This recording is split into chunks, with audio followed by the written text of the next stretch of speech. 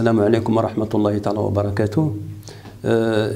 Chers auditeurs, je suis toujours content de dispenser à distance des activités à partir de la plateforme que nous offre l'école Leipzig, plateforme qui profite à tous sans distinction aucune, bien sûr. Encore une fois et toujours, notre intérêt porte sur l'activité de production écrite. Premièrement, parce qu'il présente un certain nombre de difficultés méthodologiques pour la plupart des personnes. Ensuite, parce que c'est une activité qui accapare la part d'union en matière de barème de notes quand il s'agit bien sûr de l'examen normalisé. Donc, nous allons partir du sujet suivant que je vous lis. Certains parents ne cessent de dire à leurs enfants ce qu'ils doivent faire ou penser. D'autres les laissent seuls face à leurs choix ou à leurs difficultés. Dans quelle mesure les parents doivent-ils, selon vous, intervenir dans les choix importants de leurs enfants? Alors, à première vue, le thème qui s'en dégage, c'est l'éducation des enfants. Et ce thème-là, il présente une place importante, une place nodale, centrale dans les œuvres au programme, particulièrement La Boîte à merveilles, particulièrement Antigone, bien sûr. Pour réussir le sujet, il faut toujours le traiter. Donc, on remarque qu'il y a deux parties dans le sujet. La première partie qui commence depuis certains parents jusqu'à difficulté. La deuxième partie, dans quelle mesure jusqu'à des enfants. Alors, la première partie se présente sous la forme de deux affirmations qui s'opposent. La première affirmation, certains parents ne cessent de dire à leurs enfants ce qu'ils doivent faire ou penser. Donc, et la deuxième affirmation, d'autres, bien sûr, d'autres parents les laissent seuls face à leurs choix ou à leurs difficultés. Donc, il s'agit ici d'un premier mode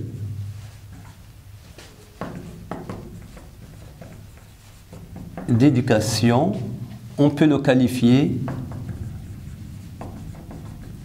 d'autoritaire, alors que le deuxième les laisse seuls face à leurs choix et à leurs difficultés. Détrompons-nous, il ne s'agit pas ici bien sûr d'une éducation démissionnaire ou plutôt une éducation anarchique, c'est plutôt, on peut parler d'une éducation tout à fait libérale. Donc une éducation libérale, en fait, c'est une éducation qui accorde beaucoup de liberté aux enfants, aux jeunes. Par contre, une éducation autoritaire, elle restreint le champ de cette liberté. Alors, la deuxième partie, c'est forcément la consigne. Dans quelle mesure les parents doivent-ils, selon vous, intervenir dans les choix importants de leurs enfants? Nous avons ici, selon vous, c'est un indice d'énonciation qui nous implique directement dans la problématique posée par le sujet de départ, qui nous implique bien sûr dans le thème du sujet. Alors, moi, scripteur, moi, sujet qui se trouve dans une situation d'évaluation, je dois me prononcer soit en faveur du premier mode d'éducation, soit en faveur du deuxième. Je peux parfois même les fusionner, les jumeler. Dans tous les cas, je suis en train d'opérer un choix. Donc, dans quelle mesure les parents doivent-ils, selon vous, intervenir dans les choix importants de leurs enfants? Alors, il y a ici un mot qui mérite explication. Quels sont les choix importants des enfants et dans lesquels les parents pourraient intervenir en vertu des droits que leur accorde bien sûr l'éducation parentale? On peut parler ici des études,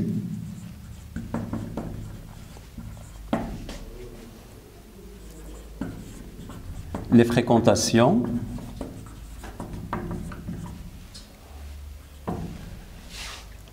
pourquoi pas, ultérieurement, le travail, pourquoi pas, les modes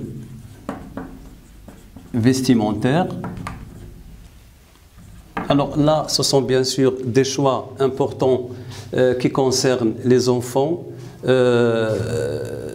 dans une période, surtout quand ils sont à l'âge de l'adolescence.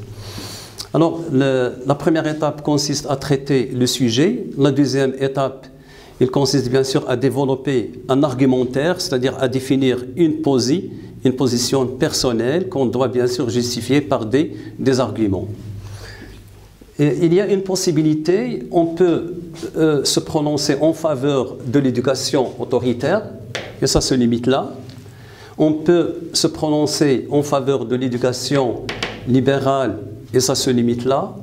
Parfois, on peut être dans le juste milieu et être à la fois avec l'éducation autoritaire et l'éducation libérale, pourquoi pas. Donc, il y a beaucoup de choix qui s'imposent. Par contre, dans le plan de travail et les recherches des arguments, nous avons opéré un choix qui concerne l'éducation libérale. Pourquoi? Parce qu'une éducation libérale comporte a priori plus d'avantages pour l'enfant qu'une éducation autoritaire, car.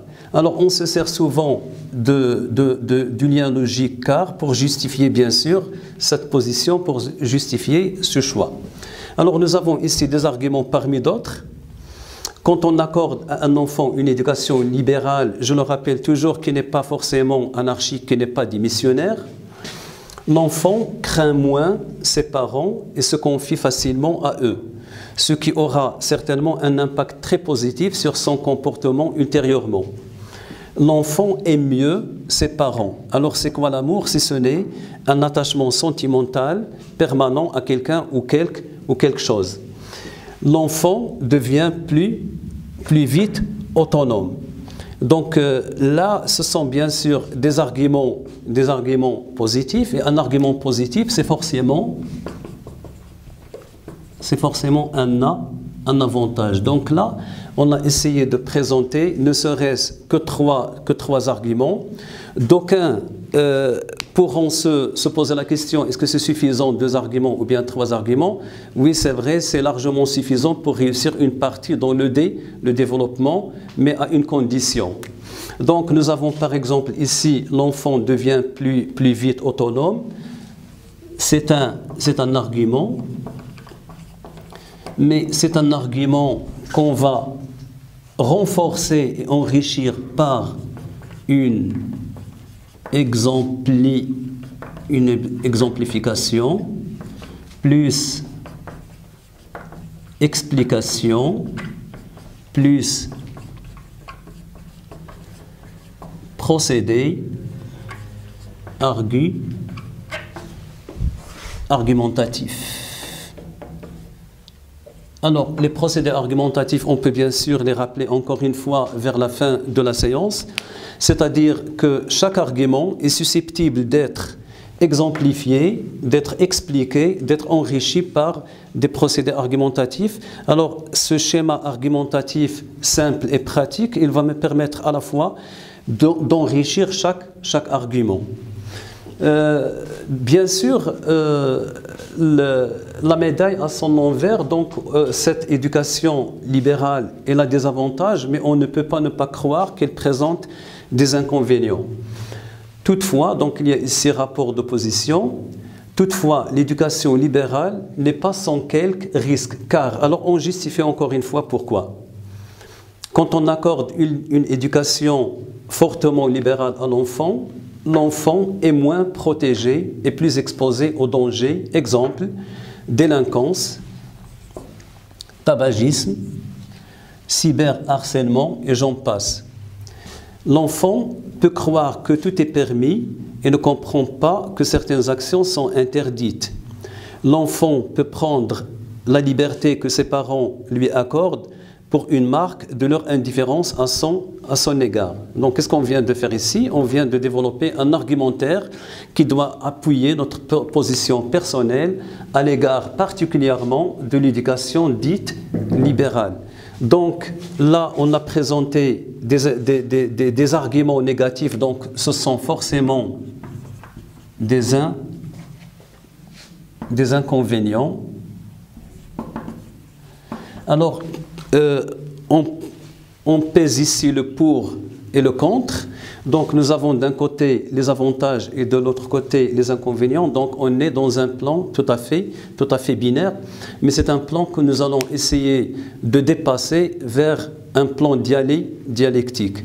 Cette première étape, elle consiste bien sûr la partie intermédiaire dans notre travail, à savoir le développement, pour aboutir vers une synthèse personnelle qui n'est autre que la conclusion. Après avoir élaboré un argumentaire qui fonde l'efficacité, la pertinence dans notre prise de position personnelle, on doit aboutir normalement à une synthèse qui confirme cette position personnelle en termes de conclusion. Et on a toujours l'habitude de donner des critères de réussite pour réussir méthodologiquement parlant à la fois la conclusion et l'introduction. Alors, pour ce qui est de l'introduction, ce sont bien sûr des propositions parmi d'autres. On pourrait rappeler au début de l'introduction que l'éducation des enfants occupe une place toujours importante dans l'esprit des gens. Cela était toujours le cas. On peut montrer que les opinions à l'égard du mode éducatif qu'on pourrait adopter diffèrent et convergent. C'est-à-dire là, on est en train de problématiser un peu le thème déjà proposé, c'est-à-dire reformuler la question posée par le sujet de départ. Finalement, on est invité à aboutir à une question rhétorique. On se pose une fausse question sur l'éducation qu'on choisit. Est-ce qu'on choisit l'éducation libérale ou bien est-ce qu'on choisit l'éducation autoritaire? Pourquoi? Parce que le libellé du sujet nous invite à opérer un choix tout à fait personnel. Dans l'argumentaire, oui c'est vrai, dans l'argumentaire on a choisi une éducation libérale et on a en même temps montré le pour et le contre de cette éducation dite libérale par rapport à l'éducation autoritaire. Pour ce qui est de la conclusion, nous insistons toujours sur le fait qu'elle doit comporter impérativement deux parties, une synthèse indispensable, une ouverture qui n'est pas indispensable, qui est facultative et qu'on considère toujours comme une valeur ajoutée en termes d'argumentation. Alors, dans la synthèse indispensable, on pourrait avancer les arguments suivants: accorder plus de liberté aux enfants, mais leur faire comprendre qu'il n'existe nulle part ailleurs une liberté absolue et que la liberté est toujours conditionnée, c'est-à-dire limitée, bordée, conditionnée par les droits civiques, les valeurs morales, la religion de la société où l'on vit normalement pour ne pas dévier vers l'anarchie. Alors, pour ce qui est de l'ouverture, je dis toujours autant de tête, autant d'ouverture, parce que l'ouverture relève parfois d'une imagination, et l'imagination n'exclut pas la réflexion, parce que l'imagination est une forme d'intelligence. Ça relève également de l'inventivité et de la créativité de tout un chacun. Alors on pourrait se poser la question suivante. Qu'elle soit autoritaire ou libérale, l'éducation de nos jours n'est-elle pas fortement contrariée par les nouvelles technologies de l'information et de la communication? Donc là, on fait quoi? On relance le débat, on n'est pas toujours hors sujet, on est dans le vif du sujet, mais on relance le débat vers une autre problématique qui va enrichir davantage le sujet. Nous jugeons utile, comme d'habitude, de rappeler un certain nombre de procédés argumentatifs qui doivent assurer beaucoup de pertinence, beaucoup d'efficacité à notre point de vue. Bien sûr, je vais partir d'une phrase que voici, ce n'est pas pour s'amuser, mais c'est tout simplement pour attirer l'attention sur deux critères essentiels pour la réussite de la production écrite. Alors, nous avons ici le lait boit le chat. On se rend compte du coup que cette phrase n'a pas de sens, donc c'est une phrase qui n'a pas de sens. Pourquoi? Parce qu'on ne peut pas envisager dans la réalité un lait qui boit le chat, mais c'est tout l'inverse qui est vrai, à savoir que c'est le chat qui boit le lait. Mais quand même, c'est une phrase qui est correcte grammaticalement, c'est-à-dire elle admet une forme grammaticale. Nous avons le lait, sujet, boit, verbe, chat, complément d'objet direct. Donc c'est une phrase qui a une forme. Or, alors là, tout simplement pour attirer l'attention sur le fait qu'une production écrite, il doit être bien élaboré au niveau du sens, mais il doit être également bien élaboré au niveau de la forme. Alors, qu'est-ce qu'on entend par le sens? Le sens, c'est la pertinence des arguments, c'est la fiabilité des arguments, parce que généralement, il y a des arguments forts et il y a des arguments faibles. Pour le bien de la production écrite, on doit toujours chercher des arguments qui sont forts, qui peuvent retrouver leur racines dans la réalité, parce que plus un argument trouve ses racines dans la réalité, plus il est convaincant dans la vie personnelle, pourquoi pas, dans la culture générale, dans l'actualité, pourquoi pas, à accorder plus de pertinence à l'argument au niveau du sens, mais également au niveau de la forme. Alors, on peut se poser la question, qu'est-ce qui peut rendre la forme de mon argumentation plus acceptable et plus captivante? Ce sont en fait les procédés argumentatifs. On peut citer quelques-uns parmi d'autres. Donc les liens logiques qui sont incontournables. L'exemple, la fausse question, l'apostrophe. Alors c'est quoi l'apostrophe? L'apostrophe consiste bien sûr à s'adresser directement à une personne présente ou absente. Dans ce cas, on doit recourir à ce qu'on appelle les procédés d'implication du destinataire. L'exclamation, la concession, qui est bien sûr une opposition partielle, par opposition à la réfutation qui est une opposition totale, donc la réfutation d'opinion, l'argument d'autorité, les figures de style et j'en passe. Alors ces procédés-là, on doit bien sûr les mettre en œuvre, on doit les investir au maximum dans la production écrite pour la rendre plus efficace, bien sûr en termes de sens, mais également en termes de forme. Arrivé à cette étape de notre réflexion, je rappelle que le propre de l'enseignement n'a jamais été l'information, parce que de nos jours, l'information, elle est gratuite, il se trouve partout, mais le propre de l'enseignement, c'est la formation. Et quand je dis la formation, ça veut dire que il faut toujours accrocher l'attention, non pas sur la connaissance, mais sur la méthodologie, c'est-à-dire l'appropriation de la connaissance. C'est pour cette même raison qu'au terme de cette activité, je vais essayer de rappeler des choses qui sont importantes en termes de méthodologie. Alors, je rappelle bien sûr le thème du sujet, c'était l'éducation des enfants. C'est un thème qui traverse en filigrane les 3 œuvres au programme, à savoir La boîte à merveilles, Antigone et Le dernier jour d'un condamné. Pourquoi on dit l'éducation des enfants? Parce qu'on pense au rapport entre l'islam, Lalla Zubida et le Sidi Mohammed. On pense bien sûr à l'entourage familial en rapport avec l'entêtement d'Antigone. On pense bien sûr au condamné en rapport avec sa petite Marie. Donc le thème de l'éducation, il se trouve bien sûr au centre des 3 œuvres au programme. Alors les sujets qu'on propose sont toujours des sujets de réflexion. Je juge utile de rappeler des choses importantes à propos du sujet de réflexion. Donc un sujet de réflexion cible, je cite, la production d'un texte argumentatif à partir d'un sujet donné, c'est ce qu'on appelle le libellé du sujet. Celui-ci, c'est-à-dire le sujet donné, doit être en rapport avec l'un des thèmes traités dans une ou plusieurs œuvres au programme. Alors pourquoi on dit l'un des thèmes traités dans une ou plusieurs œuvres? Parce que parfois on trouve un seul thème. Si on prend le thème du suicide, on le trouve uniquement dans Antigone. Si on trouve par exemple le thème de l'écriture, il se trouve particulièrement dans Le dernier jour d'un condamné. Si on prend le thème de la violence, il traverse les 3 œuvres au programme, bien sûr. Le candidat, c'est-à-dire l'élève qui se trouve en situation d'évaluation, en situation d'examen, doit démontrer sa capacité à exprimer son point de vue ou à justifier une idée à l'aide d'arguments pertinents et variés. Comme nous l'avons soulevé tout à l'heure, il ne s'agit pas de donner des arguments, mais il faut donner des arguments qui soient pertinents et qui soient variés. Alors ce texte, il est extrait de l'examen normalisé régional pour l'obtention du baccalauréat, cadre de référence de langue française 2010. Alors, on rappelle encore des éléments méthodologiques concernant l'introduction. L'introduction permet de présenter le sujet que l'on va traiter. Il doit à la fois intéresser le lecteur et lui présenter ce dont il sera question.